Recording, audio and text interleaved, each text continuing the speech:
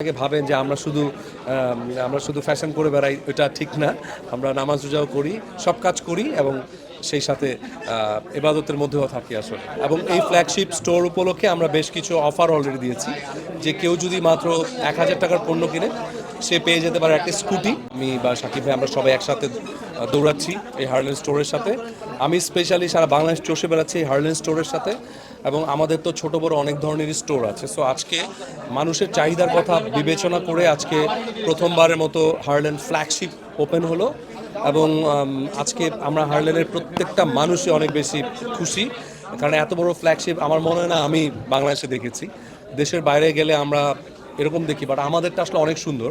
শুধু আমাদের বলে বলছি না, আসলেই সুন্দর হয়েছে হার্লেন স্টোরের এই ফ্ল্যাগশিপ স্টোরটা।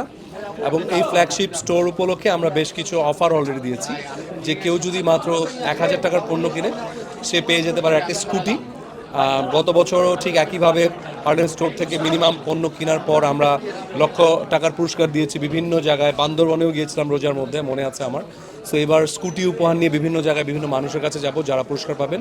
এছাড়া লক্ষ লক্ষ পুরস্কার তো থাকছেই, এছাড়া গিফট ভাউচার থাকছে। সো আরও অনেক কিছু থাকছে, যেহেতু ঈদ হচ্ছে আমাদের সবচেয়ে বড় একটা উৎসব আমাদের মুসলমানদের জন্য।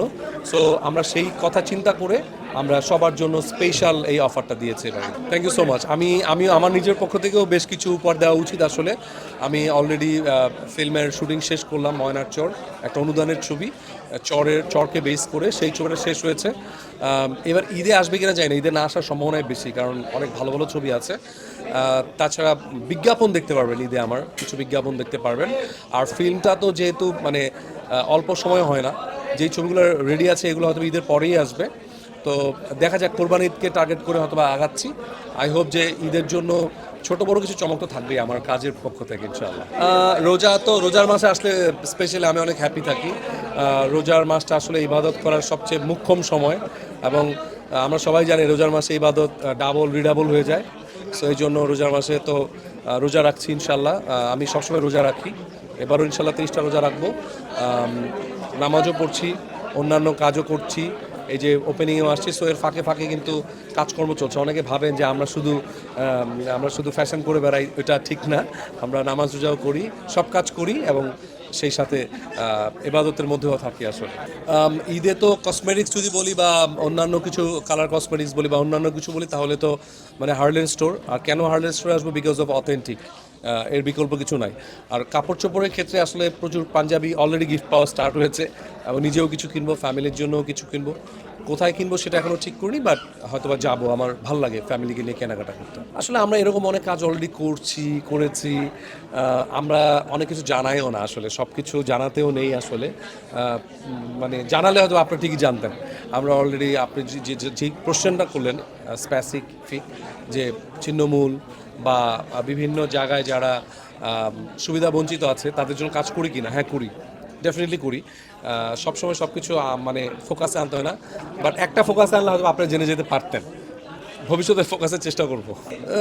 মানে রোজ ঈদ যেহেতু ঢাকায় করব, ডেফিনেটলি আমাদের দেশ থেকে আমাদের দেশের কোনো একটা শোরুম থেকে পাঞ্জাবি কিনবো, ফ্যামিলির জন্য কি সব দেশ থেকেই কিনবো ইনশাআল্লাহ। খেজুর থাকে, খেজুর মাস্ট, খেজুরটা খাই।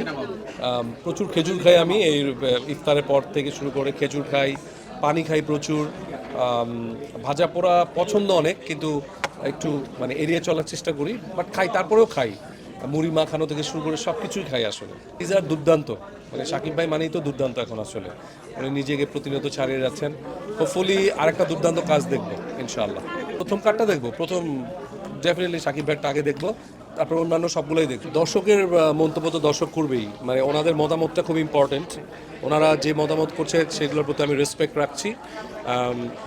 আসলে ট্রেলার দেখি তো পুরো ছবি বোঝা যায় না। অনেক ট্রেলার আছে যে মনে হয় যে একই রকম হয়ে গেছে। সো আই হোপ যে ছবিটা আগে দেখি, তারপর বুঝতে পারবো, মানে আমি আমার মতামত দিতে পারবো যে কপি নাকি কপি না। ডেফিনেটলি ওনার এক্সপ্রেশনসগুলো আমার ডেফিনেটলি খুব ভালো লাগছে। এক্সপ্রেশনস ওয়াইজ আমার মনে হয় উনি অনেক বেশি এখন সচেতন, এগুলো আমার খুব ভালো লেগেছে। আমাকে তো গত বছরও দেখেছে, এবার ওটিটিতেও দেখলো। আই হোপ যে এই বছরে বেশ কয়েকটা ছবিতে আমার মানে দর্শক হলে দেখতে পারবে ইনশাআল্লাহ।